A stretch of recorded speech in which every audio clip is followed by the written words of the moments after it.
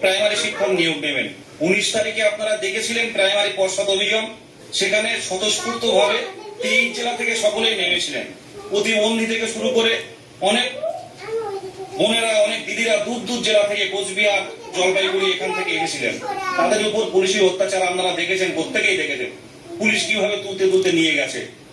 তারপর এই যে আজকে এই সোশ্যাল মিডিয়াতে আমাদের ব্যক্তিগত তথ্য ঘুরে বেড়াচ্ছে, এটা দেখে অবাক হয়ে যাচ্ছে যে পর্ষদ যেখানে বারে বারে বলছে এবারে বছরে 2 বার নিয়োগ, কোনো টেট পাস বসে থাকবে না, দুর্নীতি মুক্ত নিয়োগ হবে, কিন্তু এটা কি দেখতে পাচ্ছি আমরা? চাকরি প্রার্থীরা সম্পূর্ণরূপে হতাশ। আর মাননীয় মুখ্যমন্ত্রী কেন সব দেখেও চুপচাপ আছেন আমরা বুঝতে পারছি না।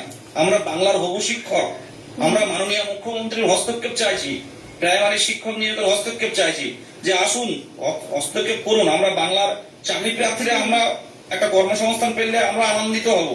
এবং দিকে দিকে আপনারা দেখতে পাচ্ছেন প্রাইমারি স্কুলের যে অবস্থা, স্কুল বন্ধ হচ্ছে, ধারাবাহিক শিক্ষক নিয়োগের অভাবে শিক্ষার্থী কমছে। এই বিষয়গুলো মুখ্যমন্ত্রীর ইমিডিয়েট হস্তক্ষেপ করার দরকার আছে।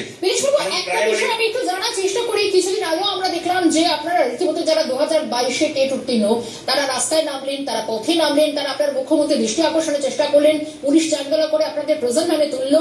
কিন্তু বিষয় হচ্ছে এরকম একটা, যখন আপনারা বলছেন যে একটা বিজ্ঞপ্তি প্রকাশ করা হোক, অন্তত একটা নিয়োগ জটের সমস্যাটা কাটুক, তার মধ্যে এই ভাইরাল নথিপত্র মানে অন্য কোন রকম আশঙ্কার গন্ধ পাচ্ছেন? দেখুন ভাই, যে পিডিএফটা দেখতে পাচ্ছি আপনারা বুঝতে পারবেন যে পিডিএফ মনে করুন যে নামগুলো থাকে, মনে করুন তাদের টাইটেল থাকে, নাম থাকে, কিন্তু কিছু কিছু নামের ক্ষেত্রে দেখছি কোনো নাম নেই, সেখানটা শুধু এনএ লেখা। এরা কারা? এই সাংকেতিক যে চিহ্নগুলো, এগুলো কারা আমরা বুঝতে পারছি না। এর কোনো নাম নেই, কোনো টাইটেল নেই, শুধু এন এ লেখা। এনএ কি কারো নাম হতে পারে? পিডিএফ এর মধ্যে যারা এরা ঢুকে আছে এরা কারা?